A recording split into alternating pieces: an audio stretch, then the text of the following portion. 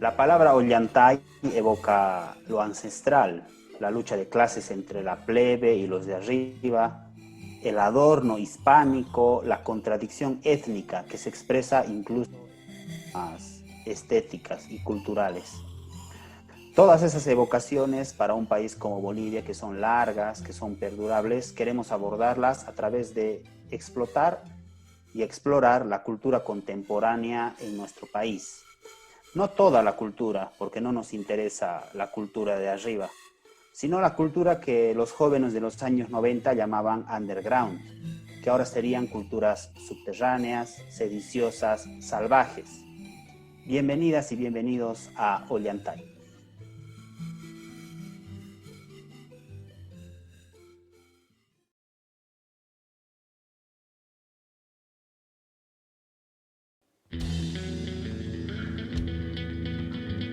José Alberto Morales, mejor conocido como el Pepe de la Logia, un rockero salido de barrio y que hace música chocha. Desde sus 9 años empieza su gusto por la música con instrumentos como la zampoña, pero quien lo enamoraría completamente sería la armónica, por su sonido y ser el instrumento más barato en ese entonces. En 1999, él y otros compañeros fundan la que sería una de las mejores bandas chuquisaqueñas que ha nacido en Bolivia, La Logia. Han pasado 21 años desde entonces y en todo este tiempo el Pepe y su armónica han sido la voz principal de la banda. La Logia tiene 6 discos y desde el primero ha mantenido casi intacta su esencia, la fusión rock-chicha, reivindicando así al indio salido de barrio que somos. Sus discos son La Logia, Nacer para Morir, La Función Debe Continuar, Sin Boleo de Vuelta, La Garrapata Cósmica y una herramienta llamada Miedo. Actualmente ejecutivo del Sindicato de Artistas Libres de Chuquisaca, el Pepe es un artista indio y feminista que reivindica el rock chicha y que lucha por la independencia del arte.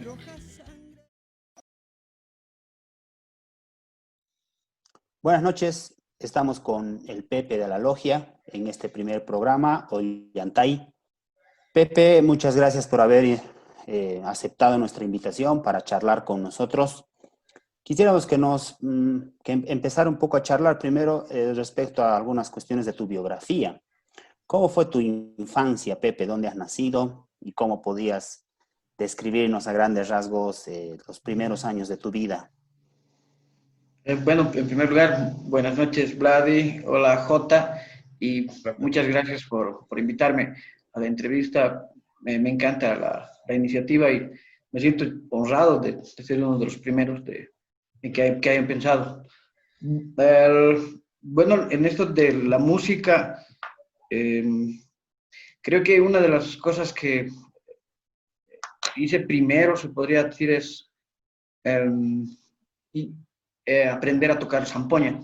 Y esto pasó justamente porque en ese entonces estaba estudiando en La Paz. Mis papás vivían como que entre Sucre y La Paz. Y en La Paz, como creo que ha de ser en todo el país, se puso muy de moda las canciones de los Carcas. Y entre los chicos, justamente, se puso muy de moda aprender a tocar zampoña. Entonces era casi como jugar pepas, como ser parte de los chicos, ¿no? Entonces había que hacer eso. Y claro, no costaba, el instrumento no costaba mucho, y lo que hace mi padre es, me compra igual para que deje de molestarme, igual que a todos los padres de esa época. Entonces todos íbamos y todos sacábamos así, así no, un montón de cosas, ¿no? Y me doy cuenta que, como siempre he sido chambón, tanto para las pepas, para el trompo, para el fútbol, siempre he sido así, el loser, el perdedor. Me doy cuenta que Esquiva al arco. lo hacía bien, sí, o sea, por primera vez hacía algo bien, algo de la topa, de que todos hacían. Entonces me entusiasmo, ¿no? Incluso me hago comprar más zampoñas y llego a un cierto nivel de poder tocar bastante bien. Tenía, creo, 11 años más o menos. Y ya tocaba muy bien, yo me acuerdo así. Porque así, en esa época, otra vuelta volvemos a vivir aquí, y los del barrio, sí, había uno que tocaba en el barrio, zampoña también. Aquí en Sucre no había muchos que tocaban la zampoña. Entonces, como que hice amigos ese cacho con ese cuate y con nosotros, porque justamente tocaba bien. y era pitudo, ¿no? O sea, poder entrar a otro ámbito de niños, de chicos, de alguna forma, ¿no? Como les decía, no puedes ni jugar fútbol, ni pepas, no puedes distinguirte en nada, ¿no? Lo único que puedes hacer es hacerte pegar. Y la otra. Entonces, la mejor alternativa era hacer música. Entonces, era pitudo. Y en ese entonces, en ese interín de estar tocando la zampoña, conozco la armónica, pero no así de una forma casual. Un día le escucho tocar la armónica a mi tío. Un tío que me llevaba con unos 15 años más o menos. Y yo tampoco le dije, mira, si me puedes enseñar a tocar armónica, que sea maestro, nada, ¿no? Sabía que era una armónica porque la escuché hablar, escuché ver con los amigos y sabía cómo sonaba, ¿no? Entonces yo le veía que después del almuerzo siempre agarraba su armónica y siempre la dejaba encima de un aparador. Y yo entendía más o menos de qué hora a qué hora después de eso se iba. Entonces empecé a aprovechar esos tiempos para sacar la armónica y empezar a sacar. Y él tocaba siempre el O Susana. Y entonces empecé a sacar eso y me di cuenta que la dinámica era parecida a la de la zampoña. Incluso agarro yo la armónica como la zampoña. Al lado derecho pongo los bajos y al lado izquierdo los agudos, que es al revés del piano.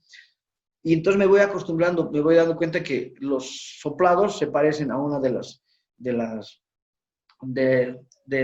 zampoñas y a la otra se parecen los aspirados, ¿no? Entonces te vas como que más o menos ubicando. Y empiezo a sacar así, me emociono. Y un día me emociono tanto que me olvido del horario. Y aparece mi tío y me reñe, ¿por qué estás haciendo todo el show, no? Y yo le digo, ya, tío, perdón.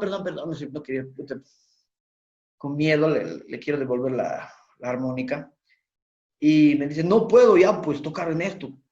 ¿Pero por qué puedes así? Porque me vas a contagiar tus caries. ¿Y ahora qué hago entonces, tío? Pero entonces, me tienes que comprar, pues, puta, ¿qué voy a comprar? ¿No? Mis recreos que lo crean de 10 centavos, de 10, 20 centavos. Y me dice, ¿y cuánto cuesta? Le digo, 10 bolivianos, no era mucho, 10 bolivianos, algo por estilo, 15, digamos, tal vez. Y hasta que no me pagues, no te voy a dar, lo vuelvo a guardar, ¿no? Y además que no solo tenía que pagarle, ¿no? O sea, no solo era porque yo quiera comprarla.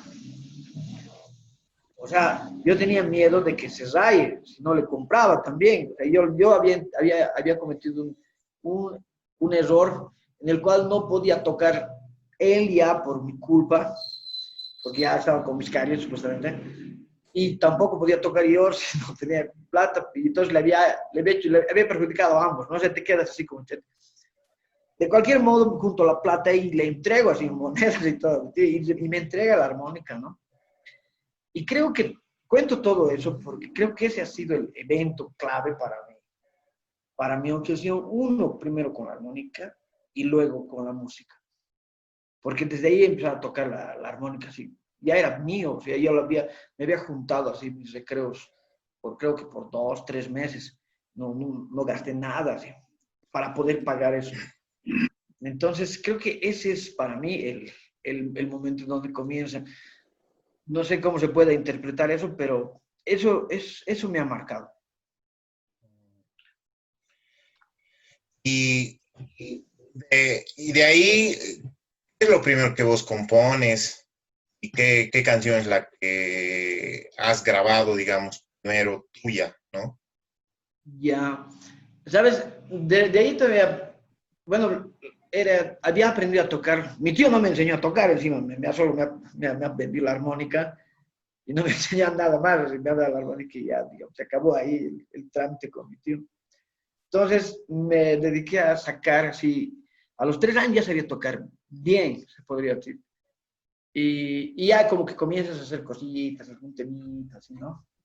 Pero solo era así como todo de oído. Y después de un tiempo tengo la oportunidad de entrar a un ¿cómo se llama esto? Esos grupos de iglesia, ¿no? en Santo Domingo, un compañero de la facultad que vino justamente ya después, o sea, estoy hablando a mis 13 ya tocaba, estoy hablando más o menos a mis 17, 16, 17. Ya en la U, mi compañero también era de colegio, no recuerdo bien si hacía una transición o estando ya en la U, pero él me invita a ir a Santo Domingo, a tocar la armónica, si no quisiera, allá, uy, yo chocho, pues por tocar con alguien, porque hasta ese momento no había tocado absolutamente con nadie, solo tocaba yo en mi armónica, nada más. Entonces, voy a ese lugar, se deshace el grupo, todo se queda la huevada. Todo ya, ni modo. Y el cura, sí que era el más entusiasmado de que existe ese grupo, nos dice, ¿por qué no hacemos una cosa así? Y es otra de las suertes que pasa así, digamos, ¿no? Dice, hay una señora que viene así bien, todo el tiempo. Este último ha estado viniendo hartos. Entonces yo pienso, así, debe ser alguien que se está arrepintiendo de algo, ¿no? Porque si estaba viniendo, nunca venía y de repente está viniendo todos los domingos, fallados. Y ella nos puede ayudar, le puede así armar, porque es profesor de música, así, no sé qué cosa nos habla, ¿no? ¿Saben quién es? Es doña Matilde Casasola. Allá. Y yo sé, ¿quién es esa señora? Y ahí ubican, ¿no? ¿Ve quién es doña Matilde? Ah, puta, pero bien, hay que... Le dicen, acepta. Y bien, buena onda, la doña, por ejemplo, dice, de entrada no me digan doña, díganme Matilde. De entrada. Y nos trata bien, se acopla bien con nosotros. Y una de las primeras cosas que hace es... ¿quiénes saben tocar guitarra? ¿No? Porque habían 3 guitarras disponibles en la iglesia. Y yo no sabía, mi amigo tampoco sabía, más o menos, alguito, digamos. Y creo que casi nadie, digamos, ¿no? De los que queríamos, solo era entusiasmo. Y nos dice, ya, se van a comprar para cuadernos pentagramados. Les voy a empezar a enseñar. Vamos a tener 3 ensayos en la semana. Y totalmente gratis, chocho. Nos empieza a enseñar música, nos empieza a enseñar a escribir música, ¿no? Pero sobre todo nos empieza a enseñar a tocar guitarra y nos empieza a enseñar los tonos y todo eso. Y gracias a todo eso consigo dar otro paso con lo de mi armónica, porque ahí recién me ubico en qué nota estaba, qué notas eran las que tocaba, y recién voy empezando a ver por qué podía acompañar algunas canciones y por qué no podía acompañar otras, ¿no? Entonces, se abre otra puertita más, ¿no? Y ahí es donde comienzo, después de aprender, creo, las 3 primeras notas, ya voy directamente a componer, ¿no? Yo me acuerdo que una de las primeras canciones que compuse fue esta, Ya no importa, que está en el álbum La Garrapata Cósmica. Sí, y que hasta ese entonces recién la he grabado, ¿no? Porque por un montón de cosas, ¿no? Porque no le daba, no la ubicaba en su dimensión y no ubicaba tampoco que tal vez les vaya a gustar a los de la banda y todo eso. Pero esa canción, por ejemplo, le mostré de entrada así a la Matilde. Dile, ¿qué tal esta, no? Y me dijo, o sea, me dio pautas de cómo debería acompañarme, digamos, ¿no? O sea que está bien, pero necesitas como que practicar un poco más tus punteos, practicar más los ritmos y todo eso para que se entienda mejor, digamos, ¿no? Pero por eso me acuerdo que es una de las primeras que compuse, porque pues lo primerito, digamos, que hice fue mostrarle a ella. Pero una de las primeras que he grabado así, que sean mías, bueno, que ahorita se puede ver registros, tendría que ser Jamás la vi, pero había antes de esa una que era, no me acuerdo ni el título, pero era una así medio romanticona. Pero Jamás la vi. Sí. No como La Logia, ¿no? Si no la tocábamos como NTN. Claro. NTN no ha grabado nada, ¿no? Ha grabado. Tiene algunas grabaciones. Pero o sea, no ha sido una forma oficial. Son CPs, como dicen, ¿no? Demos. No hemos llegado a un estudio. Lo hicimos donde antes, bueno, el Grupo Libertad lo manejaba un señor apellido Chupetilla y él nos grabó algunas canciones. ¿Y se puede encontrar alguna grabación inédita de Habían, eso? Aldo Quaglini tenía un programa de radio acá Música Música contemporánea contemporánea. boliviana. exactamente, y él tenía esas grabaciones. Hasta, Ah, mira vos. hasta hace años, digamos, antes de que comience con la logia, me dio un cassette, pero no sé, lo he perdido también, creo. Pero él como que estaba guardando esas cosas con más interés que nosotros, pero lo Qué bueno es bueno. que tal vez él pueda tener. Sí.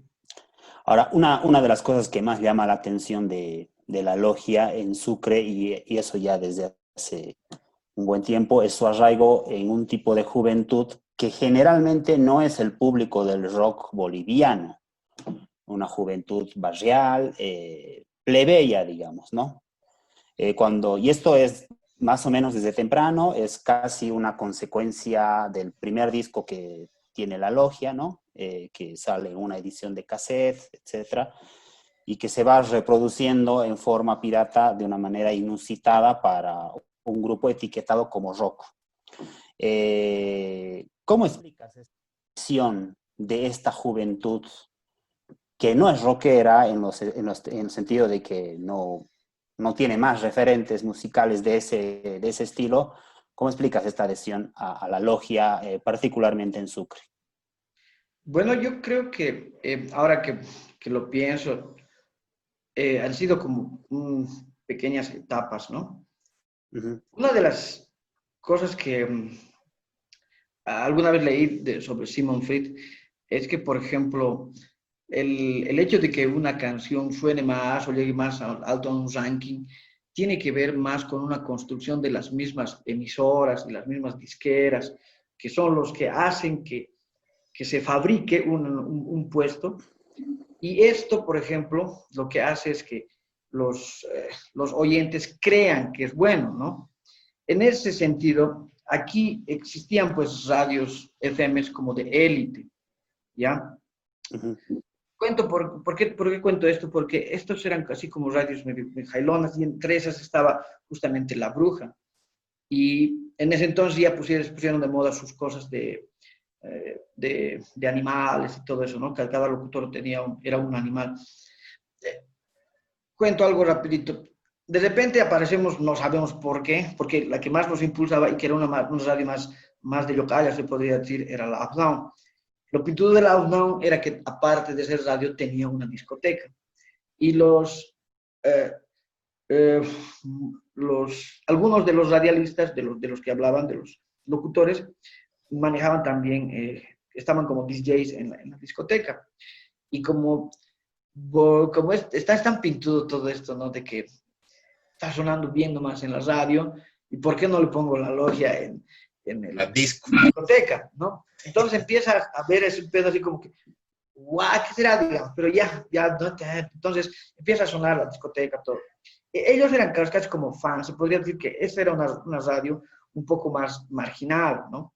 Pero estaba todavía como contenido, digamos, sí, claro, la logia, y los cuates del barrio que comunicaban más cosas, así, medio rockeros, todo, ya, digamos, la logia, un cacho, pero no era tan fuerte. De repente, no sabemos cómo, empieza a sonar, y jamás la vi justamente en la radio La Bruja. Y empieza a sonar de tal forma que llega hasta ahora me acuerdo siempre, su ranking se llamaba La Escalera, llega al número 1.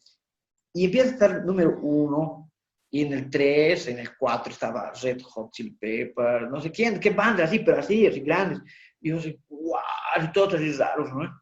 Increíble. Y empieza a sonar más y más y más, así, y se queda como casi unos 3, 4 meses como número 1. Entonces, obligadamente nos buscan para hacernos la entrevista, ¿no? O sea, la logia, número 1, todo sonaba en todo lado. Y claro, empieza a haber una inscripción mayor todavía en los barrios que con la radio Uptown, digamos. Antes era su música, pero esto era la música de todos, que ya era como el boom, digamos, wow. ¿Por qué le ponen entonces, si es un grupo, una banda de locales, ¿por qué ponen en La Bruja? ¿No ve? Deben de estar haciendo algo bien, ¿no? Entonces empieza a ver esa lógica y empieza a sonar más. ¿Por qué digo todo esto? Porque vamos a la radio, nos entrevistan, ¿no? Y creo que habíamos festejado un día antes, justamente por todas estas cosas. Puta, en la radio, ¿no? Borrachos, porque era la radio élite. Y lo primerito que hago yo, o sea, hola, ¿cómo están, chicos? Ah, bueno, vamos a hablar con el vocalista. Hermano, ¿tienes tu nombre? Pues, ahí, hermano, de entrada, señor. Disculpa, ¿qué animal eres? Le digo, de entrada, ¿no? Por mi pedo de estar, Django, todo el show, ¿no? Loncaya, irreverente, todo. Sí, después de hacer esa pregunta, ¿no? De decirle, ¿qué animal eres? Existe un silencio así, puta, de guaso, pues, en la radio, así. Mis cuates me miran, el otro queda rojo y quieto, y me dice, el mapache, ¿no? Y después de esa entrevista, nunca más nos vuelven a invitar a la bruja, nos queda vetados una cosa de unos, no sé, 5, 6, 7 años, más o menos, hasta que ha cambiado de dueño y todo, ¿no? Entonces, yo creo que ha sido más una suerte en ese instante, porque yo creo que no nos hubieran colocado en la bruja si sabían quiénes éramos, cómo éramos. Ya de entrada, cuando entramos, nos vieron así, y son así. Porque hay que pensar, tal vez, de alguna forma, la canción no suena tan no suena como se ven, digamos, los de la logia, ¿no? Entonces, esos prejuicios evitan a veces que haya más difusión, y justamente en radios que como que dan la línea, ¿no? Línea de, no sé, de algún tipo de adscripción social. Por aquí es el camino a ascender, digamos, ¿no? Yo así. Pero creo que esa es, para mí, la explicación, el por qué de repente se ha vuelto masivo, al menos. Eso creo. Ujú. Solamente que yo apuntaría que en esa forma de ver de que las industrias crean la audiencia que es real en un sistema como este, donde las mercancías también vienen introducidas con un concepto, yo creo que falta la otra parte, es decir, que la audiencia también tiene que tener un oído abierto para el producto que le están mandando. La audiencia de la logia ha asimilado cuestiones que no encontraba quizá en las otras bandas, en este caso en Sucre, en las otras bandas que podían haber, y que ha encontrado una vena que sí la podía explotar, que sí la podía degustar, etc. Y creo que ese es un motivo de estudio que algún rato alguien tendría que hacer. Una de las cosas que yo apuntaría, por ejemplo, es el sonido mismo de la banda. Que si tú te lo puedes...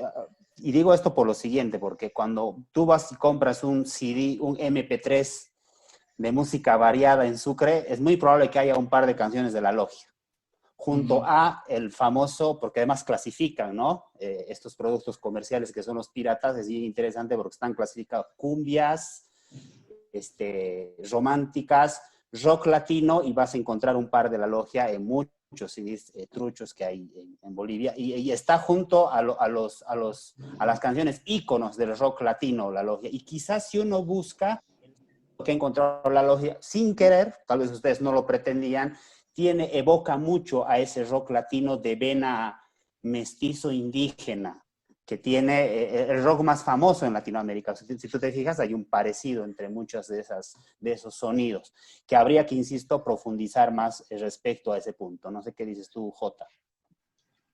Y yo también pienso lo mismo, o sea, aparte obviamente del impulso que pueda tener la radio, etcétera, no es, y para mí incluso no es suficiente. ¿Por qué? Porque la bruja ha tratado de impulsar a muchos grupos, incluso grupos que se han formado alrededor de pensar que la bruja podía impulsar más grupos. O sea, no voy a decir nombres, pero hay grupos que se han formado así y no ha surtido el mismo efecto. ¿Por qué digo que no ha surgido el mismo efecto? Por lo que Vladi señala, o sea, la composición social de aquel público de la logia, por lo menos a finales de los 90, era totalmente plebeyo, ¿no? Y me acuerdo de un ranking justamente de radios que salió más o menos por esos años, daba supuestamente a la bruja la hegemonía dentro de la juventud. Es un ranking de verdad. Y quien tenía la hegemonía en la juventud era la radio esta Guadalupe. Los rankings anteriores obviamente no consideraban como juventud a los cholitos más allá del reloj. Y habían hecho uno de verdad y bueno, con creces, creo que tenían 6 puntos y la bruja tenía 3 puntos a contrariedad del coso, ¿no? Entonces, hay que ver en Sucre cómo se ha dado aquello. Yo creo que es un poco más complejo. Además, lo que el Vladi señala es clave, ¿no? El oído. No sé, pues aquello que ha sonado, por ejemplo, a Muy Molotov, no ha pegado en esa juventud. Tenía que pegar esa batería, esa batería recta del rock de los 80, ¿no es cierto? Tenían ustedes esas guitarras, además, esa manera de construir las canciones también. O sea, en la forma también se puede encontrar, pero yo no estoy diciendo que es determinante solo eso, hay un montón de variables que ahí juegan, que van a ir. ¿Quieres decir algo? Sí. Sí, por ejemplo, en esto, por ejemplo, de ir construyendo más o menos el sonido, lo que quería hacer la banda, en esa búsqueda, ¿no? Ahora recuerdo, por ejemplo, que en el primer disco ya podía haber oído, por ejemplo, esta canción que suena, la tocamos en todos los, siempre la esperan en todos los conciertos, que es el principio y el final, ¿no? El San Juanito. Esa ya la teníamos compuesta. Y justamente por el guitarrista del primer disco, no la pudimos grabar. O sea, él nos dice, no, esta es una canción fusión, si quieren, véndansela ahora, pero yo no voy a grabar en un disco que esté esta canción. Puta, qué volada. Y como era el único que nos daba bola en ese entonces, no podemos, ni siquiera para acá. En retrospectiva, Pepe, viendo cómo la logia ha llegado a un público más masivo y de un público, digamos, de un extracto, digamos, de clase Cholo. media empobrecida, cholo, choccho. ¿Cómo te ha cambiado a vos esto, no? Porque seguramente tenías una perspectiva de ser el vocalista o el armonicista de la logia al principio. ¿Cómo ha cambiado tu visión y cómo ha cambiado la visión de la banda esta incorporación de esta juventud que veía? Bueno, en realidad, creo que en algún momento yo he resuelto el problema conmigo mismo, ¿no? O sea, en algún instante yo estaba, cuando al comenzar a componer, justamente, tal vez por eso también he tardado mucho tiempo en hacer que se grabe esa canción que les dije que era casi como la primera que había compuesto. Porque al principio cuando componía, yo quería componerlo así como, que suene como Rolling Stones, así, ¿no? Y me sonaba a Wine. Y me daba vergüenza, decía, puta, dentro de mí, puta, se van a dar cuenta que soy indio, dentro de mí, qué huevada, ¿no? Es que yo sí sentí ese ahí, puta, qué chistoso, se ve, se escucha, ¿no? Y empecé a buscar así, ¿por qué suena esto? ¿Por qué suena así otra clase? Cuando así, en ese conflicto, ¿no? De seguir componiendo años, que era lo que podía componer, o años más rápidos, un poquito más lentos, pero años al final.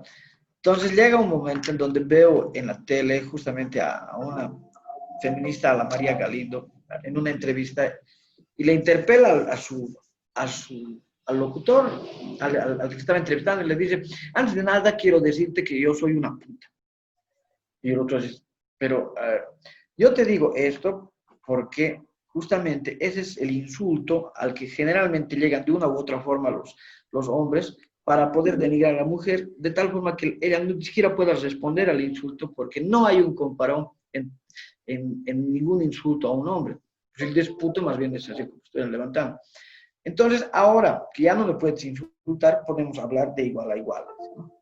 Y yo digo, qué rico, ¿no? O sea, dices, me acuerdo de ese pedo de mi vergüenza, y voy al espejo y me miro y digo, puta, sí, soy indio, si me duele por ser indio, me escondo por ser indio. Y me reconcilio conmigo mismo y empieza a funcionar. Ya recién veo las canciones esas, ya no como solo guaynos, ni siquiera parecen guaynos, sino como el guaynos rock, música así. Entonces ya, ahí ya tomo una especie de adscripción identitaria, la cual yo a mí mismo me denomino indio. Y eso fue incluso antes de comenzar con NTN. O sea, yo era fans de Guara y mi ídolo principal era Dante Uschiano, ¿no? O sea, yo lo veía casi como una especie de príncipe o dios aymaras, ¿no? Dante. Entonces, cuando me relaciono con el Juancho y empezamos a hacer música, entre chiste y chiste el Juan decía, yo soy el Lennon de los 90, sí, y vos, Pepe, eres el Dante de los 90. Por la cuestión de que yo reivindicaba mi cuestión de ser indio, ¿no? Entonces, yo creo que esa siempre ha sido una tensión y una línea que he tratado de llevar, ¿no? Cuando componemos con Juan el principio y el final, y el primer guitarrista que tenía la banda y a la logia se opone a grabarla, nos damos cuenta de que, o sea, yo me doy cuenta, ¿no? Que el Juancho ya estaba empezando a ubicar también mi pedo, ¿no? O sea, al principio solo parecía mi obsesión, mi mirada, porque él tenía más una onda sui generis, Charly García, hermética, héroes, digamos, ¿no? Yo héroes con él he conocido, no conocía Héroes del Silencio. Y Silvio Rodríguez nos gustaba a los dos, ¿no? Pero yo era como que el que dudara, él se dedicaba más a con Laia y todo eso. Pero empieza a entrar en esa onda. Incluso yo en el primer disco le digo, puta, grabaremos esta. Grabaremos el primer, porque a todos les gustaban los borracheros cuando lo mostramos. Y ese es un buen indicador. Porque los borrachos son sinceros, ¿no? Y me dice, sí, podría ser nuestra negra Tomasa, ¿no? Me dice, sí, claro, está como nuestra negra Tomasa. Y vamos a decir, ¿qué? Hernán, grabaremos esta, puta, el primer disco, sí, estamos a tiempo para incluir esa más. Y ahí se opone. ¿Te refieres al principio y al final, no? ¿Verdad? No, sí, exactamente, sí. Me refiero al principio y al final, al San Juanito. Taran, taran, taran, taran, taran. Esa, justamente. Y me dice, no, yo no voy a grabar esto porque esto es un tema fusión, se lo pueden vender a Guara, o sea, esos grupitos ya, pero conmigo no pasa nada. ¿Sí? Yo, si ese tema se incluye en este disco, no grabo. Entonces, pero podría ser nuestra negra Tomasa. ¿Saben por qué ha grabado los Caifanes la negra Tomasa? No. En realidad están haciendo la burla de esa música. Ellos graban porque se hacían la burla de esa música diciendo, han demostrado que eso cualquiera lo hace, que es facilísimo hacer ese tipo de música. Por eso han grabado. Entonces, ya, puta, no había otro violero. Ya, puta, más lo vas a poder grabar. Y pasa, se sale el Juan a los 2 meses que sacamos el primer disco, pasan un montón de cosas, se cambian otros cuates y quedamos el Bateco y yo. Y el guitarrista en ese entonces ya para el segundo disco es Cristian Ayllón, el bajista Daniel Saavedra, preparamos el disco, incluimos justamente el principio y el final, y cuando ya estamos a punto de grabar me salen con que no querían grabar. ¿Y por qué? Así, en una farra, porque no es rock, así. Se sale aparte, es así como una cosa de otro color, todos como harina de otro costal, es fusión, así. No es rock, Pepe, no es.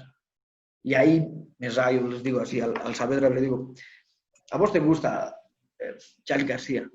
Sí. ¿Y qué es Charly García? ¿Qué tipo de música es? Rock. Ya, vos, Edwin, dime así, Accept, ¿qué tipo de rock hace? ¿Qué tipo de música hace? Es rock, ¿qué más es? ¿Y en qué mierda se parece Charly García y Accept? ¿En qué? Los dos son rock y esto es rock y se graba, o si no, yo no grabo así. Y me pongo terco, ¿no? Y se graba. Y es tan increíble por eso el estar peleando por este tipo de cosas que cierto grupo no puede ver o cierto tipo de gente tal vez no puede ver y vos lo estás viendo claro, pero no por el hecho de que yo sea especial ni nada por estilo, sino porque para mí yo creo que siempre ha sido en el barrio escuchar eso es tan natural, tan igual a toda la música. Pero más allá es cómo peleas para eso y de repente sale esa canción. La primera vez que la estrenamos, así de forma oficial en el Equinoccio, saltan así un montón de gente Y lo primero que hace el Cristian Ayllón es venir y decir, puta hermano, felicidad, qué rico. Nos hemos portado unos cojudos. Sí. Si se viene a disculpar del hecho de que antes estaría oponiendo, ¿no? Y pasa un tiempo, Cristian Ayllón comienza a hacer música con Taki Onkoy, que es onda más o menos también así, como reivindicando esas así cosas de fusión que no querían grabar.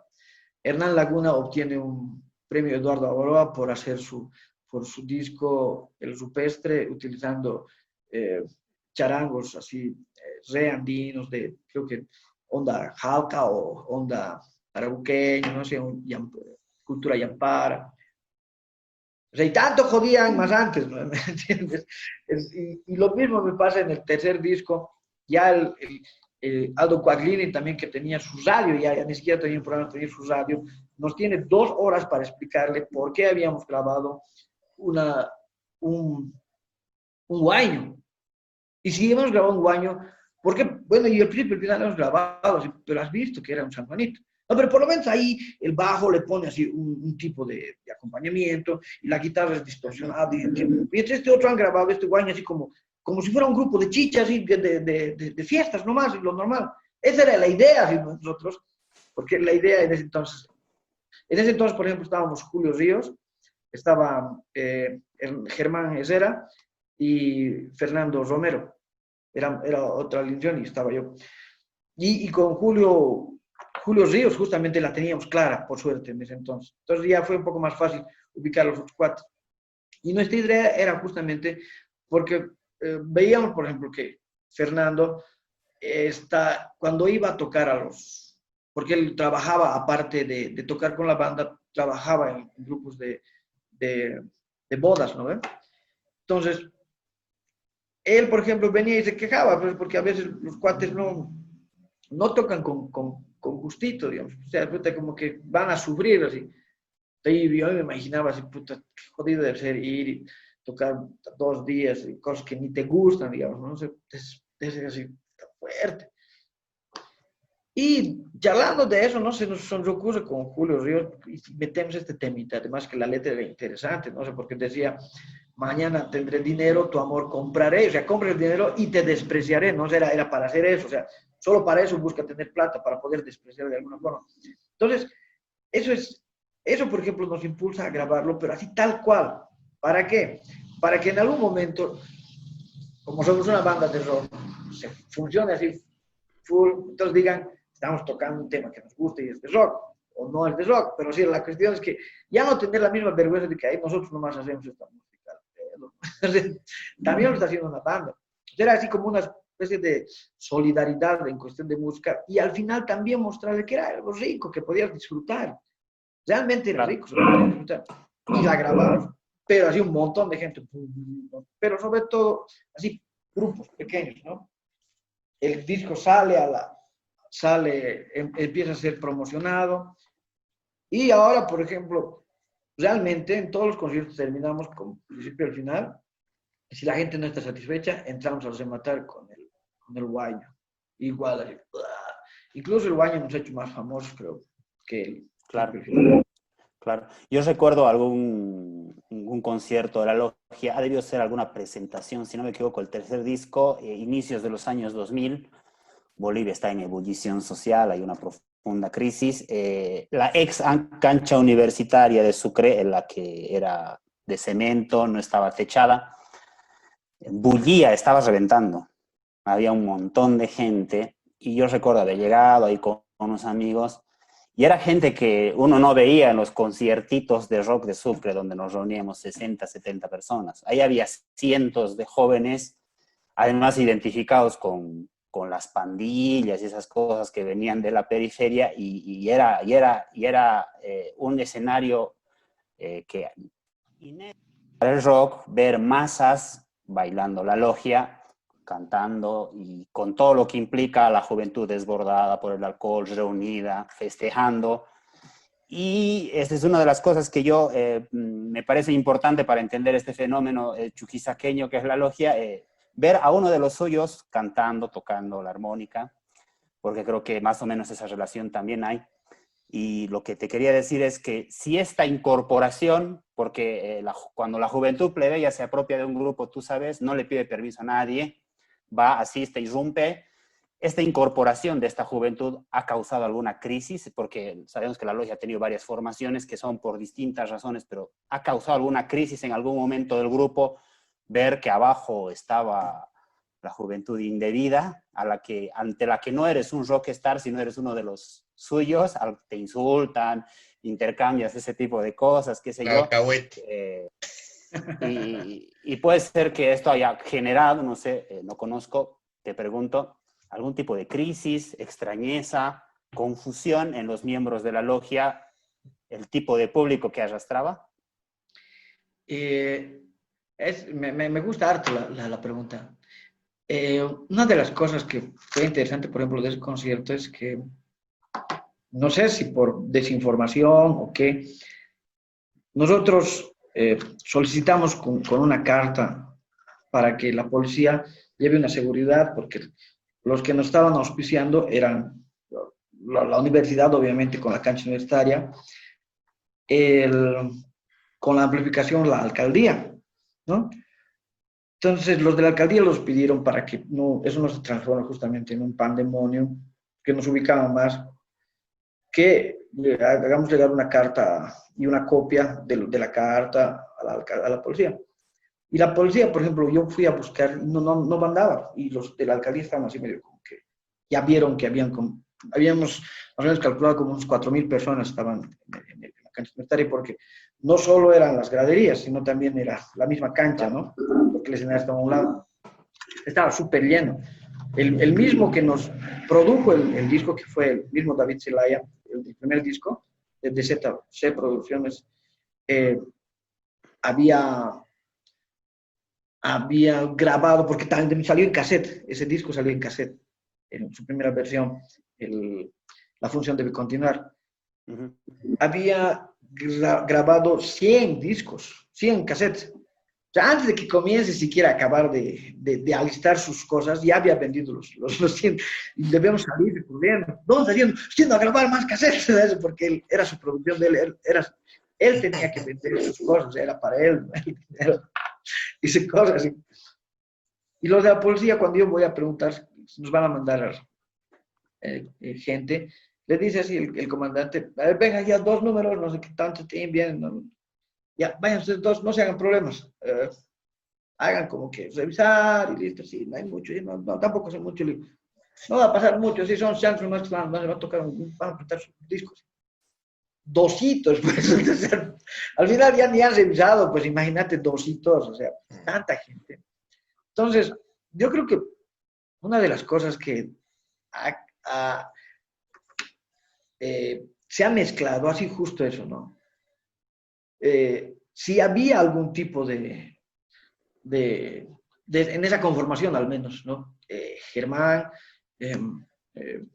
estaba Julio Ríos y Fernando. Julio Ríos era de la misma adscripción que yo, ¿no? Se igual local. Y Fernando también, otro local. El que era medio así, medio que tirando para agenciando su pedo jailongo era el Germán, ¿no? Porque él bailaba el caporal y todo el show, ¿no? En algún momento llegó a bailar hasta los zetas. Él tendría que haberse conquistado, pero era tanta la gente, era tan por primera vez ver a un grupo, a nosotros, ¿no? Como en los conciertos que se ven en la tele, ahora en el YouTube, bueno, se veía así como que nunca veías así, o sea, ni claro. Siquiera así cuando llegaban aquí los Octavia, cosas así, ni los mismos Guaras, nunca veías así tanta gente. Claro que también era gratis el concierto, ¿no? Veías con los Carcas, digamos, veías el Ardiente con los Carcas, veías así, pero no con una banda como la nuestra, ¿no?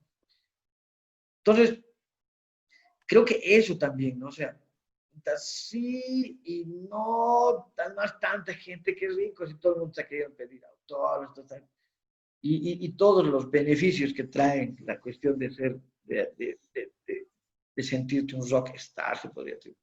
Entonces, hay esa cuestión. Donde sí hay conflictos después, justamente con Germán, después de un tiempo, es cuando aparece la definición de rock chicha. O sea, sí, ahí sí, así como que ¡pum! O sea, desde antes no sabían cómo definirnos. Alguna vez, incluso con Fritz, cuando era, lo conocí cuando más joven, él venía generalmente con sus definiciones, me contaba que había el rock chabón, que había el rock no sé qué tanto, ¿no?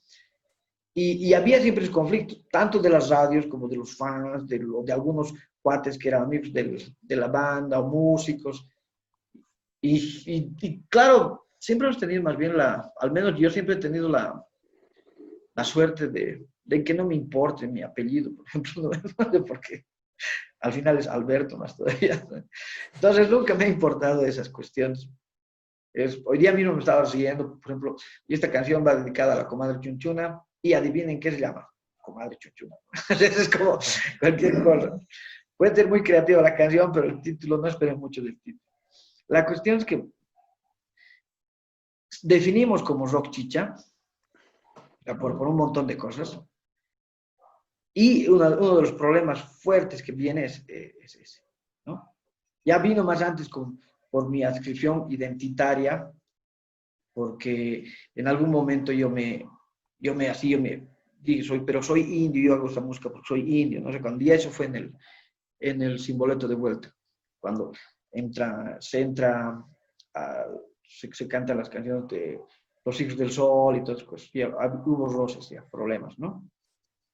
Pero donde se manifiesta fuerte es cuando se dice que la logia es rock chicha. O sea, claro, ya podía soportar que sea una banda de rock y tenga sus seguidores lorchos, ¿no?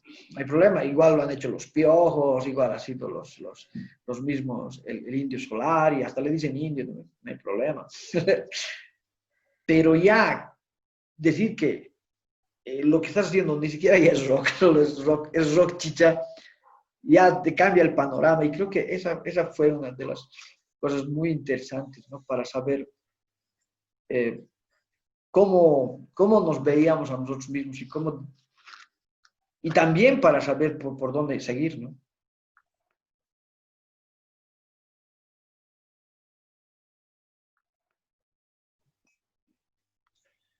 Sí, bueno, yo había escrito ese artículo para el cumpleaños de la logia este año y bueno, desde mi visión yo dividía en 3 partes más o menos la historia de la logia. La primera era el génesis, que rápidamente se transforma en lo que ahora estamos hablando, en esta parte de la definición identitaria, digamos, de la identificación con lo yocho, con lo chontano, con lo indio.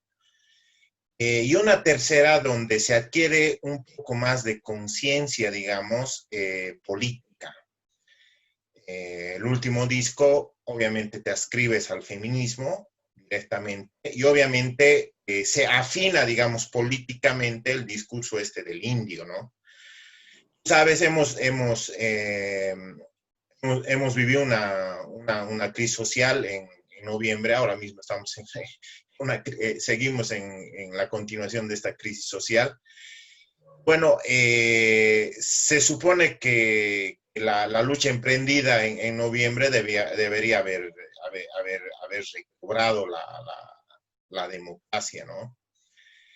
Pero ahora quisiera hablar del aspecto, digamos, como trabajador del arte, porque vos también, aparte obviamente de la logia, has hecho política, entendido en un buen término, has sido parte de la creación del Sindicato de Artistas Libres Chuquisaca, y el último acontecimiento ha sido pues esta actitud del gobierno transitorio de cerrar el Ministerio de Culturas, ¿no?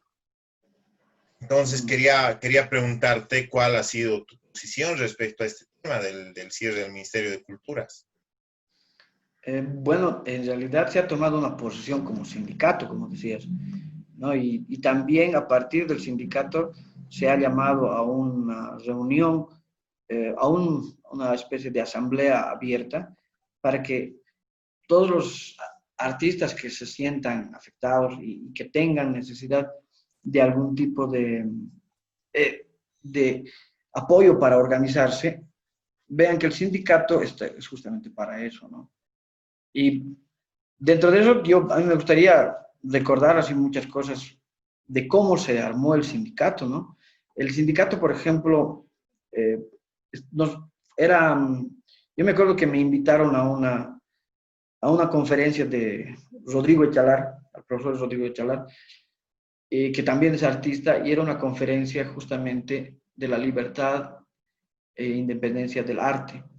Él habla desde un texto que habían escrito Trotsky, el esposo de la Frida Kahlo, no me acuerdo su nombre, y Diego Rivera.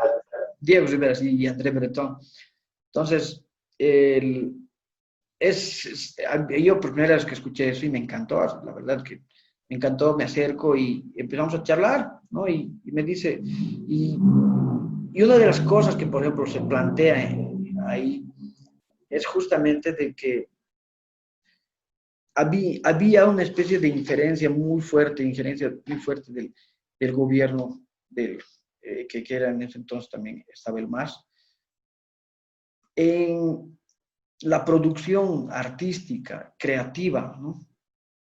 Y eran justamente estas cuestiones de los Eduardo Avaroa y todos esos incentivos que también tenían que ver con el Dakar, ¿no? Entonces, era justamente que tenía que ver con cierto tipo de lineamientos creativos, lo cual era totalmente contrario incluso al hecho, digamos, de que, como dice Trotsky, ¿no? En algún momento, si se llega a tener un Estado así perfecto, o por lo menos en construcción de una perfección, o sea, los únicos que hay que dejarlos seguir siendo anarquistas y que hagan su libre albedrío son los artistas.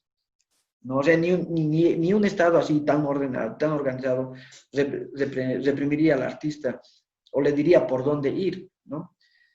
Más bien, o sea, se ve una intromisión en la creatividad, ¿no? Del arte. Y bueno, después de esas charlas empezamos a hablar con otros amigos más de dónde, qué podemos hacer, o sea, entonces se convocan a reuniones justamente por la libertad e independencia del arte. O sea, se titula así las reuniones, ¿no? Y empiezan a venir un montón, ¿no? Porque mucha gente queda como que realmente desconcertada, desanimada y sintiéndose así como que un cacho oprimida, se podría decir, por los incentivos que se daba a cierto tipo de lineamientos políticos nomás, ¿no? Entonces, vienen y empiezan a aparecer, ¿no? Tenemos las reuniones y todo eso, se empieza a hablar por qué estamos pasando por todo esto, y al final se concluye, después de estas reuniones, de que deberíamos organizarnos. O sea, más allá de cualquier sea el conflicto, en ese entonces era la independencia del arte, la libertad del creativa y todo eso, ¿no? Pero se supone que hay muchas cosas, ¿no? Para los artistas. Entonces, que faltaban. Entonces, lo primero que hacemos es empezar a debatir cómo nos organizamos. Asociación, sociedad, y empiezan a pasar un montón de cosas. Se hace así un rastrillaje full así de cómo hacer, y la mejor forma que hallamos justamente es de asociarnos como sindicato.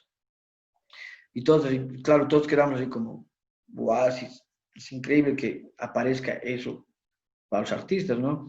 Y empieza a haber una corriente de unos cuates, ¿no? Que después los identificamos como los de Telartes, que venían y nos hablaban de que se debería asociar en redes para imitar lo que estaba pasando ya en el Internet, por ejemplo, las redes como Facebook, como los Instagram, todas esas cosas, que eso es una forma nueva de entenderse de una forma horizontal, que ya no tiene, digamos, un dirigente y todas esas cosas, y carecen de la burocracia que tienen estos otros, ¿no? Y bueno, al final se hace el debate y se queda que organizarse como redes es como organizarse como una comparsa. O sea, no, así o sea, si vos a tu organización o a lo que te organizas te ves como una comparsa o como un club, así te van a tratar las autoridades también, ¿no? Entonces logramos organizarnos como sindicato bajo las normas que nos dice que debe estar un sindicato, la Central Obrera Departamental. Luego de eso nos afiliamos a la Central Obrera Departamental y ya cada carta que enviábamos como sindicato con la respectiva fotocopia de la afiliación del Central Obrera Departamental o del reconocimiento también, era pues respondida al cacho. A Bayem le contestaban después de 3 meses a la dirección no me acuerdo bien qué es de culturas, el Consejo Departamental de Culturas, nunca le contestaban, a las otras asociaciones tampoco. Y a nosotros nos empezamos a dar cuenta de que era increíble, o sea, como toda esa burocracia que teníamos que hemos tenido que hacer para armar el sindicato, también hacía posible de que la misma burocracia que revestía al Estado, tanto a las instituciones del municipio como a las de la gobernación, eran perforadas por la misma burocracia. Porque ellos sabían que si nosotros hacíamos llegar una carta y no nos daban bola, no se metían solo con el sindicato de artistas, con los payasitos, con los cantorcitos, sino se metían con la Central Obrera Departamental, ¿no? Y bueno, desde eso estamos tratando de llevar el sindicato adelante y actualmente se ha sacado un pronunciamiento por esto del cierre del Ministerio de Cultura y se ha hablado de que queremos que vuelva, pero que no vuelva como antes, ¿no? De que no debe ser de nuevo un nido de roscas y que sean unos cuantos los que aprovechen, ¿no? Y que aparte, lo primerito que tiene que pensar un ministerio en cuanto sea repuesto, tiene que pensar, uno, en una especie de bono, no sé, de renta para los artistas, para que podamos sobrevivir. Otro, seguro de salud gratuito y en algo posterior de que tener en algún momento una renta de vejez. Y tiene que tener también un plan de contingencia de esta época, ¿no? Eso es más o menos como algo, como un pantallazo, para decirles también que no lo he pensado yo como Pepe, ¿no? Sino que en ese tipo de cosas para mí es muy lindo tener un sindicato y que a partir del sindicato se puedan sacar los lineamientos. Bueno, a ver, seguimos, ¿no, Jota? Sí, dale. Me dicen si me estoy extendiendo mucho. Ya. Dale. Me encanta. Estamos viendo un momento de polarización social, política, ahora en este país. Ahora, las letras de la logia reivindican al indio, al cholo, al migrante del campo. El tema es que estos significantes, indio, cholo, chocho, son asociados a uno de los bandos en disputa. Con razón o no, así aparecen en la polarización que estamos viviendo. Ahora, ¿cómo lees esta construcción que ustedes han hecho? Por supuesto que es antes de la polarización, incluso antes de los famosos 14 años, pero que por X o Z motivo se está presentando este escenario en el país. ¿Cómo lees esta coyuntura desde lo que ustedes como la logia han construido? Bueno, la verdad que de entrada yo no puedo dejar de ser cholo, o sea, ni chocho ni indio, ¿no? Tal vez no puedo ser algil, digamos, pero una de las cosas yo creo que está pasando es esto, ¿no? Si ahorita existe tanto empuje de estos fachos, porque al final son solo eso, son los fascistas que quieren retomar, o sea, todo lo que han perdido antes de sus 14 años, ¿no? Si ahorita existe tanto impulso es porque realmente ha habido un descontento fuerte y ha habido un comportamiento que ha tendido justamente a crear nuevas fortunas, a crear nuevos, o sea, a ser nuevos ricos, ¿no? O sea, porque puede ser chontano, chocho, pero la inscripción identitaria no va a evitar que puedas volverte millonario. Puedes ser un chontano con plata, así como, por ejemplo, aquí los que tienen plata, no los que sus edificios, todo, que no entran con los jailones, pero que tienen plata igual, ¿no? O sea, igual explotan, igual están jodiendo, digamos. Igual también tienen intereses con la minería, igual tienen intereses con los grandes productores y todo. Eso hace que tengan un equipo, ¿no? Ahora, el hecho de que el gobierno del MAS, por ejemplo, haya tenido la posibilidad de utilizar justamente la identidad del indio y del cholo y todo el discurso indianista e indigenista a su favor, ha sido pues gracias justamente al hecho de que siempre ha habido este descontento. O sea, y es algo también que puede explicar por qué se vuelve masiva la logia. Porque la logia empieza de mucho tiempo, o sea, porque después de Guara, digamos, pasa un tiempo en donde supuestamente el rock resurge con Lucas y todas esas cosas, ¿no? Que hablaban de cositas como que, o sea, incluso se nota, se siente en su música que no querían ser de aquí, ¿no? Es casi, o sea, es casi como decir, puta, ¿por qué he nacido en Bolivia, no? O sea, ¿por qué no he sido argentino? Algunas veces incluso le escuché decir al mismo Juancho, ¿te imaginas que hubieran nacido en Inglaterra? Ahorita seríamos famosos a nivel mundial, ¿no? Pero hay esa cuestión, ¿no? O sea, te hace sufrir tu pedo, la identidad que supuestamente quieres asumir, ¿no? Te hace sufrir con lo que puedes producir con el entorno que vives. Entonces yo creo que todo eso, por ejemplo, ha hecho posible también de que de repente hay una banda de rock que suena tan hediondo como yo, ¿entiendes? O sea, de repente hay una banda de yocayas que es igual tan chontano como nosotros. Entonces, eso pasa en cuestión de partido político con el MAS. Yo estaba chocho, por ejemplo, al principio, apoyaba un montón, o sea, hay que votar por ahí, ese era el camino. Pero de repente suben los cuates y claro, o sea, empiezan o sea, no sé, se empiezan a corromper así, como cualquier otro partido. Pero eso ha sido una cosa linda porque también se ha desmitificado, creo, al indio, porque antes, una temporada se empezó a pensar que el indio era el bueno, ¿no? Y el blanco era el malo. Entonces ahora nos damos cuenta que en realidad la cuestión es el dinero, ¿no? Es el dinero y el poder el que en realidad va cambiando. Ahora, estos grupos de fachos, y no por nada han surgido grupos de fachos, pues siempre ha habido fachos, o sea, racistas, siempre ha habido, pero que tengan apoyo es lo jodido. Como aquí en Sucre, por ejemplo, ¿no? O sea, que haya un falangista que después de repente es nombrado hasta diputado, ¿no? Y eso ha sido dentro todavía de la idea de que podíamos cambiar un país y tener una identidad propia y tener una identidad un poco, resaltar nuestra identidad, ya no tener vergüenza de ser indios, ¿no?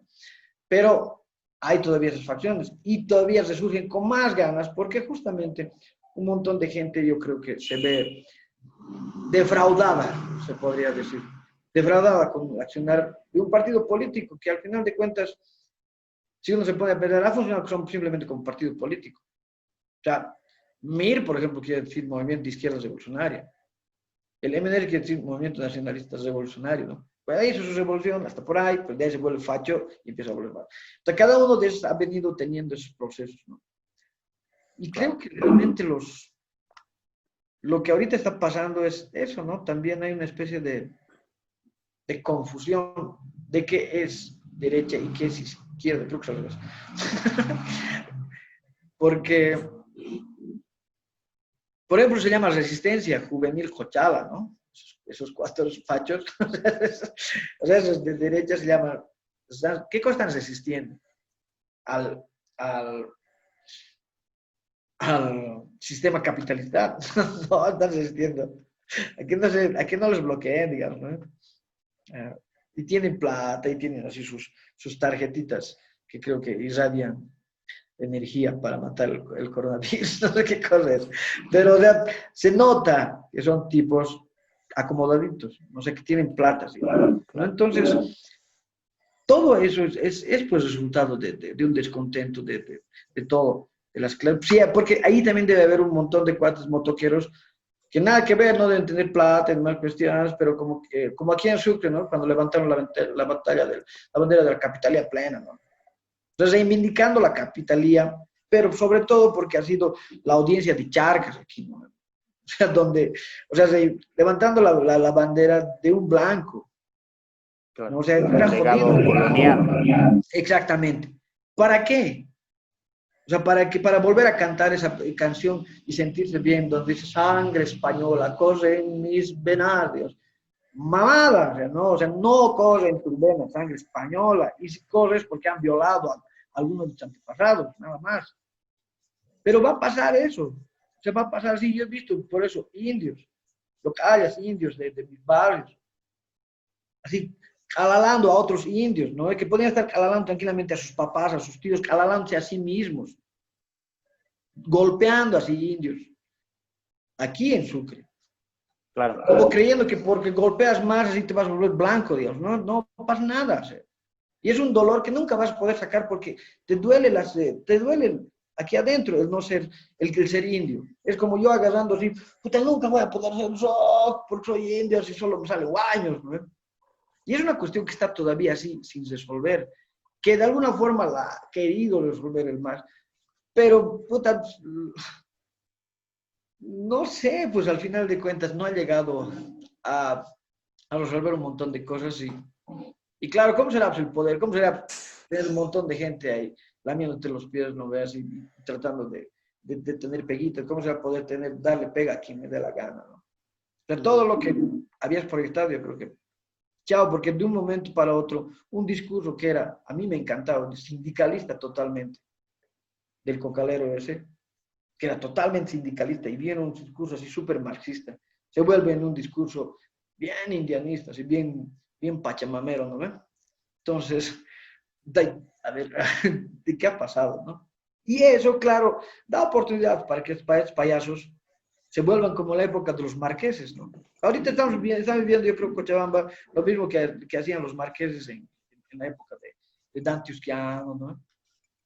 Justamente es interesante porque en esa época también, de repente, estos ñatos, los de Guara, Conlaya, empiezan a hacer música muy pegada a su identidad, ¿no?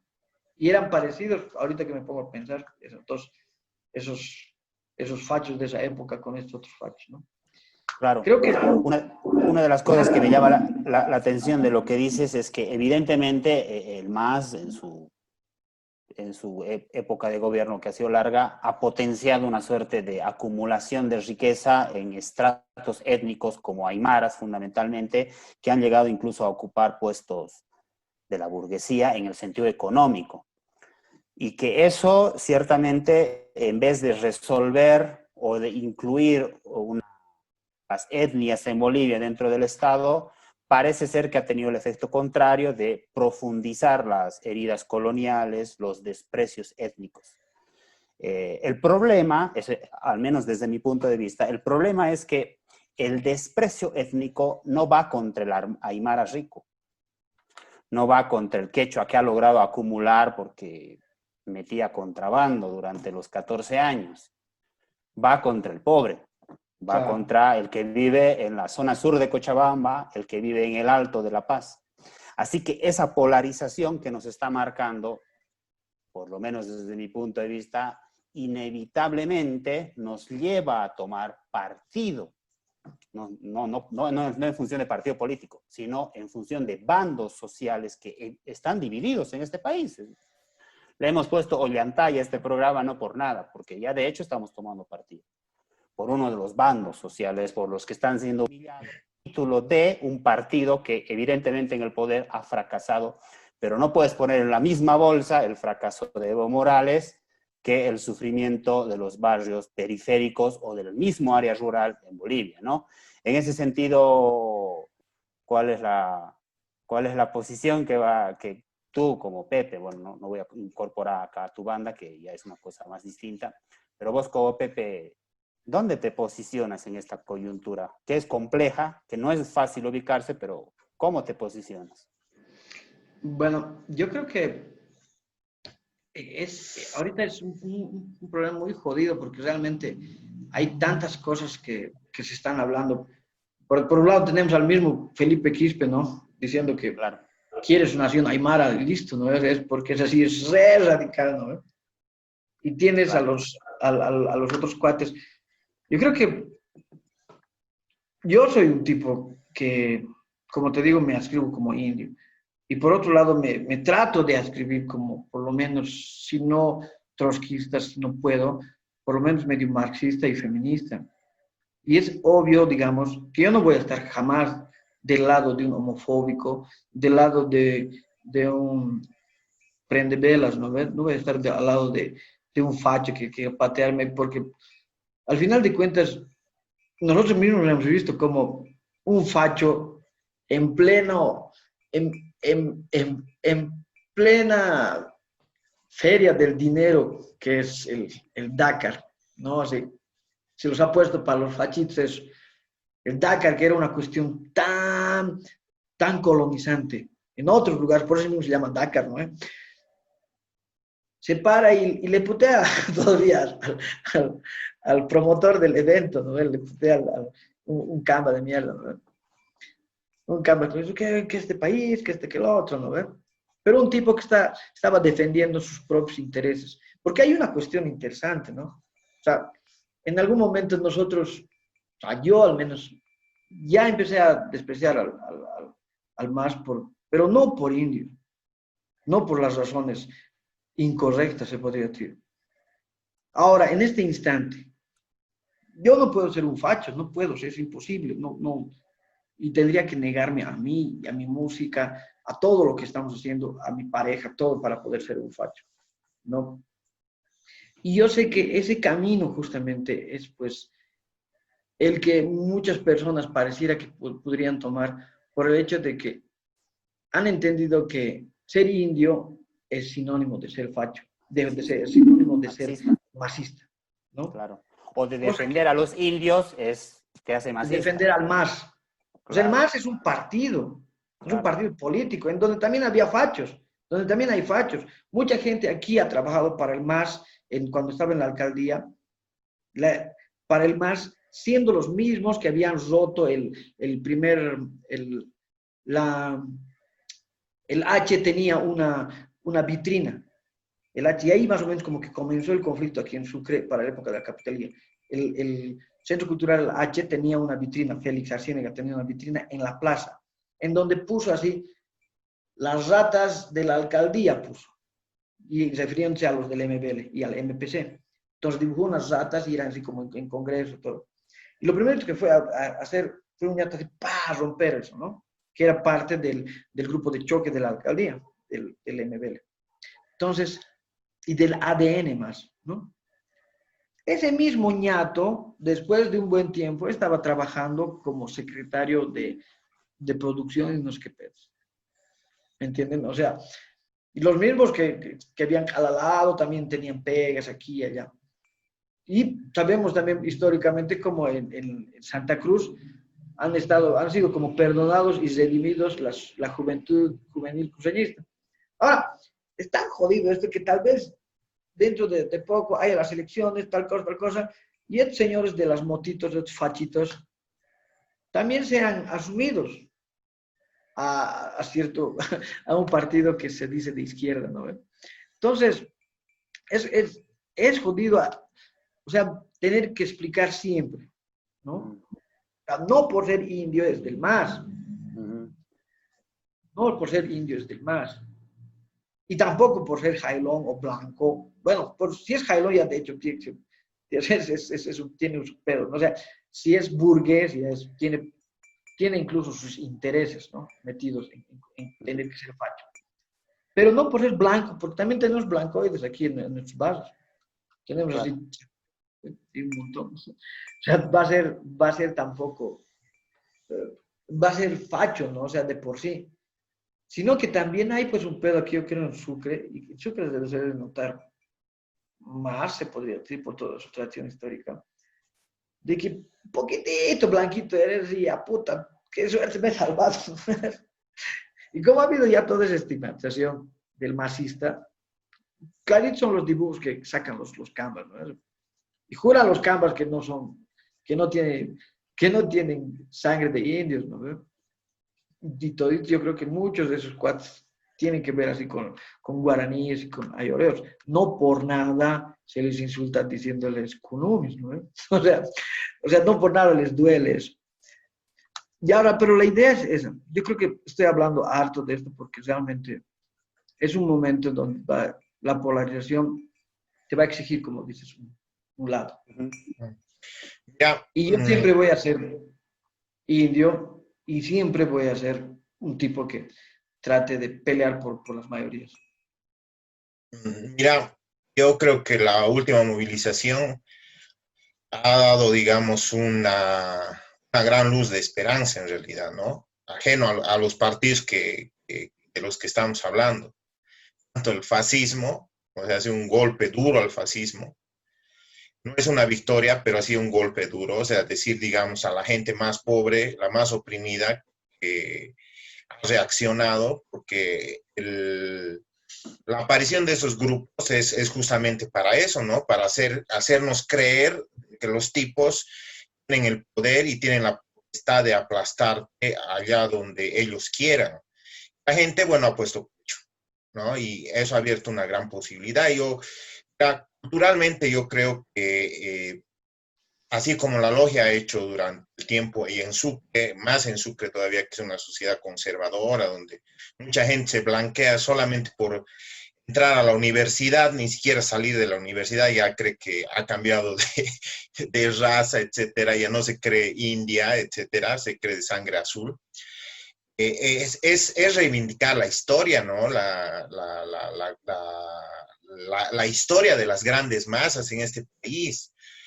Y al tema que quiero entrar es de que en los 90, lo que vos planteabas en el rock boliviano, claramente sí ha sido masivo, ¿no? El rock boliviano de los 90 ha tenido un gran público, eso no se puede negar, dentro de las ciudades, pero leyendo algunas cosas, viendo referencias, etcétera, no ha sido una masividad grande. Por eso el rock en Bolivia es débil.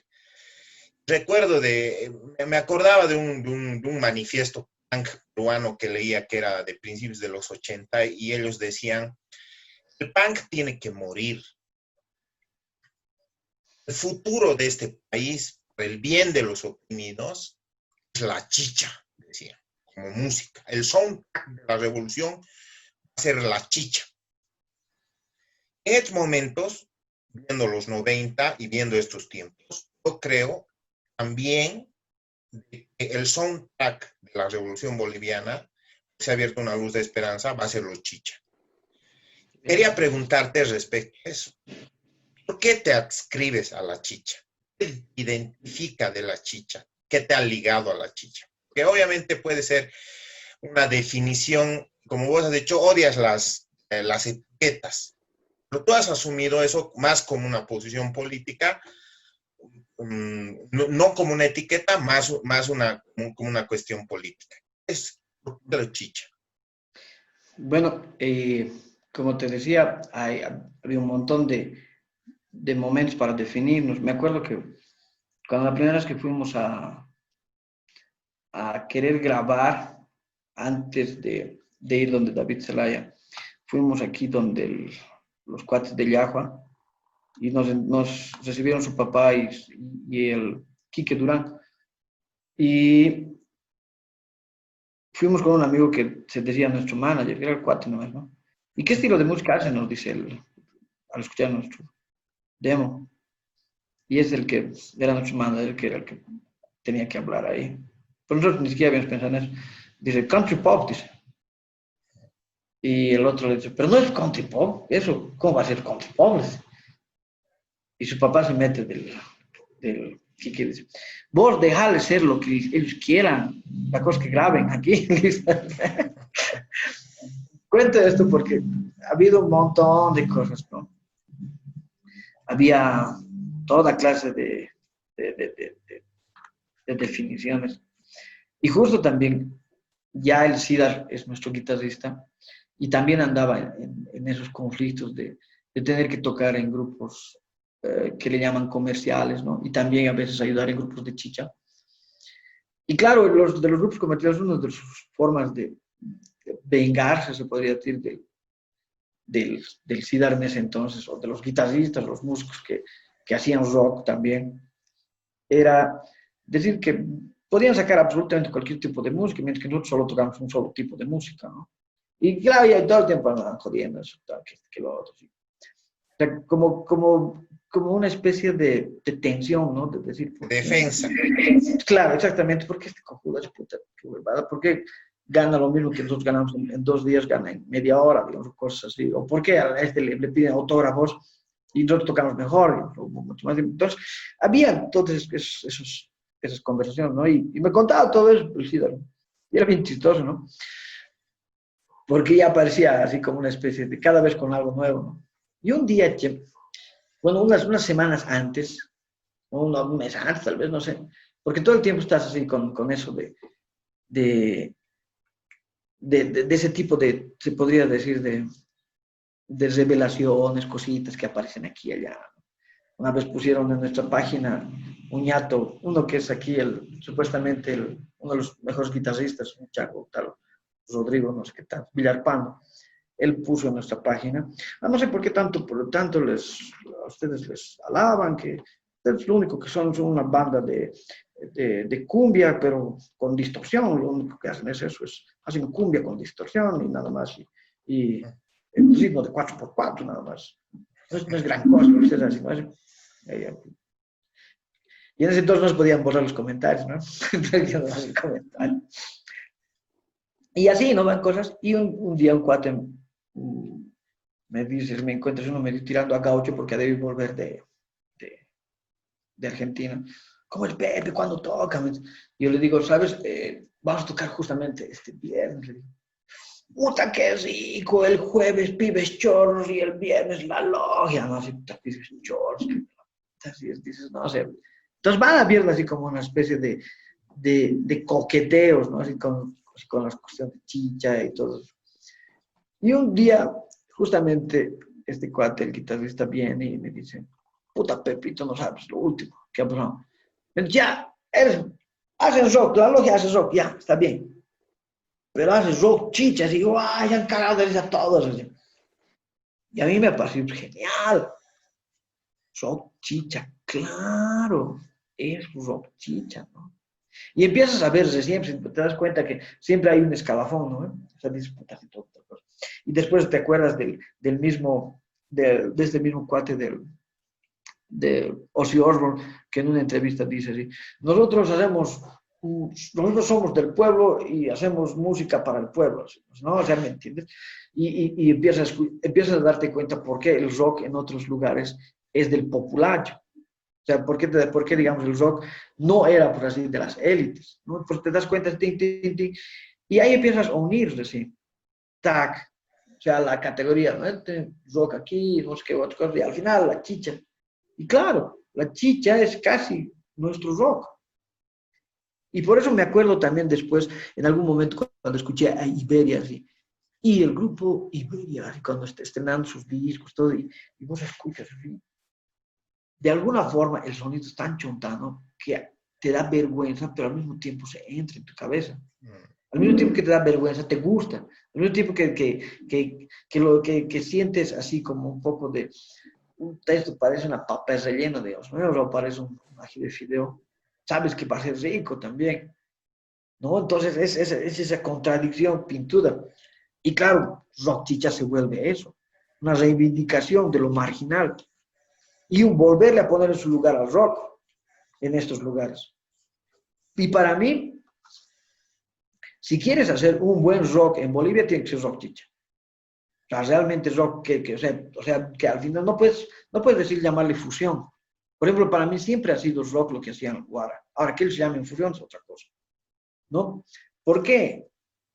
Porque justamente tiene que mover este tipo de sensaciones, pero en la cuestión popular. O sea, tiene que identificarse con el local, pues con el del barrio, tiene que gustarle a él. Por si no le gusta a él, Uno, en tus conciertos masivos vas a tener máximo 70 personas, ¿no? Yo me acordaba, por ejemplo, después de que en algún momento en la estación Ancentuarse habíamos metido 8.000 personas y así, harto así, entonces me asustaste cuando viste, de lo que viste esa vez, Vladimir, en el tercer disco, el otro era unas 5 veces más, así. Y realmente era así, puta, qué jodido, y ahora qué hemos hecho, es para que tanta gente ir a la presentación de otro disco. Y creo que al año leí, o 2 años, increíble presentación del disco de La Maga en Santa Cruz. Casi 300 personas. Puta, cuando lees a mí, me has hablado ya. Sí. Y nunca salían cosas, ¿no? Otra de las características, nunca salían ni entrevistas, no salían ni notas, nunca salía, incluso en un ranking, ¿no? Que vos mismo en Agitprop han hecho un ranking en contra del anti-ranking. En ese ranking ni nos mencionan, ¿no? Y tal vez somos la única banda que ha metido 8.000 personas en algún lugar. Sí, creo que lo ha hecho lo mismo, pero Lucas, pero después de haber retornado antes no sé cuántos años. O sea, no en su momento. No, Además, no, con super no publicidad. presentando un disco. Claro, super publicidad y no presentando un disco, ¿no? Entonces, ese es otro indicador. Que te invisibilicen, creo que así para mí, otro indicador. No es pues ese rock por el que se sienten orgullosos aquí, los sucrenses, ¿no? Que hace que huela bien La Maga, o que hace que huela bien, no sé, Moby Dick, ¿no? Que hace que huela bien. O sea, no es un rock así que se pueda llevar con orgullo siendo chuquisaqueño. Bueno, debe ser un rock que hasta les da vergüenza, ¿no? Algún rato. Como eso que te decía, que ese sonido, ¿no? Que te da vergüenza, pero te gusta. Yo me acuerdo una vez cuando hemos presentado en Mitsumanía, nos pagaron 100 bolivianos la tocada y nunca pensamos que iba a llegar la gente, pero llenita la gente. Y en el baño, che, uno de Jailongos, entre los, a vos es Pepe, ¿no? Verga, puta, qué rico cantan, qué buena música hacen, me cago al final de cuentas. Qué bien le tiran, me cago, qué bien. O sea, así como si hubiera algún tipo de tendencia que si te gusta la logia es porque eres un chontano o estás queriendo volverte chontano no, o nunca vas a poder ascender, ¿no? ¿Me entiendes? Aunque tal vez en los barrios se entendía al revés. Tal vez era el sonido de la ciudad, no sé. Pero todo eso me ha hecho entender, todas esas cosas pequeñitas, que el rock es pues la chicha de nuestro lugar, o que la chicha es el rock de lo que hubiera sido en Estados Unidos o en Inglaterra. Claro. De todo lo que has dicho, yo diría que por lo menos para el rock boliviano está pendiente todavía ese tema de cómo convertirse en una cultura popular que definitivamente no es. Y con eso no estamos despreciando los aportes de bandas que son parte de nuestra idiosincrasia cultural, en lo que uno etiquetaría como rock, pero hay que ser autocríticos. El rock boliviano nunca ha llegado a ser una cultura de masas realmente como ha sucedido en otros países, ¿no? Donde el heavy metal es el rock de la clase obrera, como sucede en Inglaterra, o el punk es el rock de la clase obrera. Acá en Bolivia no ha habido nunca rock de la clase obrera ni del migrante que ha poblado las ciudades, y que hay algunas cosas en las que sí se ha avanzado, esos avances, esas cuestiones de vanguardia, porque a eso llamamos vanguardia. Vanguardia no tiene que ver con las formas estéticas separadas de la realidad social, sino vanguardia es una forma estética que además interpela a las masas. Y estas luces de vanguardia que ha tenido el rock boliviano, yo pondría entre estas luces a la logia, que ha podido cosechar un público más allá de sus propias pretensiones musicales y estéticas, y eso es muy interesante analizarlo, por lo menos en Sucre, y además que como Sucre es una ciudad universitaria, esto está teniendo también una suerte de capacidad de distribución, ¿no? De llegar en Yayagua, los conocen precisamente porque hay muchos yayagueños estudiando en Sucre, los conocen en Villazón, en Tupiza, qué sé yo, se vuelve una referencia nacional de esa forma también. Eso es todo, creo, por hoy. Conversar contigo, Pepe, por mi parte, una despedida y agradecerte. Es siempre bueno intercambiar contigo esto. Un saludo a la gente que nos va a seguir y que nos está siguiendo en esta primera emisión de Ollantay. J y Pepe, sus despedidas. Bueno, yo sí, agradecerle al Pepe un montón. Cabe recordar de que también hemos tenido una entrevista en la revista, por si acaso este programa está producido por la revista Hip Hop, va a estar colgado en las páginas, y de esas páginas pueden descargar las revistas. En el número 3 hay una entrevista también, ensayo a la logia, en el cual reflexionamos otros temas. Gracias, Pepe. Bueno, en primer lugar, decirles muchísimas gracias de nuevo, así que hayan pensado en mí, en la banda, y me encanta así, todas las preguntas que me han hecho Vlad y Jota, y simplemente decirles que nos tomen como una banda de vanguardia con las características que mencionas, es yo creo que ya mucho, ¿no? Y hasta aquí ha avanzado la logia, como dices. Ojalá que se pueda esclarecer un poco más para que se llegue a tener un momento en donde podamos decir, mira, esa es una banda boliviana, ¿no? Y esté sonando así como Soda Stereo, que esté sonando así como, no sé, como los Caifanes y cosas así. El problema es que estamos ahorita creo que es río abajo, ¿no? Estamos en contra de la corriente. Exacto. Por eso, para mí, el camino es Perú, Ecuador, toda esa identidad que es como la nuestra, porque ahí también ya se han estado gestando este tipo de vanguardia y cosas así. Creo que por ahí es la búsqueda. Ojalá se logre. Para todos los que nos están escuchando, muchísimas gracias por seguir a la banda. Gracias a ustedes tengo estas entrevistas tan buenas, de lujo. Simplemente decirles gracias, hermanos. Se despide Pepe, el vocalista de la logia. Chao, gracias, Pepe. Dejo mi alma en la cima de los cerros, en busca de la fecunda Pachamama de los Andes. Ella me contará historias milenarias, luces de luna nueva que emergieron de Tiahuanacu. El viento será la voz de mi sicuri, su sentimiento que cantará las melodías que alegran el alma de mi pueblo. El viento será la voz de mi sicuri, su sentimiento que cantará las melodías que alegran el alma de mi pueblo. Luz de mi raza, voces de mi pueblo, memorias de ayer, Pachamama Huila.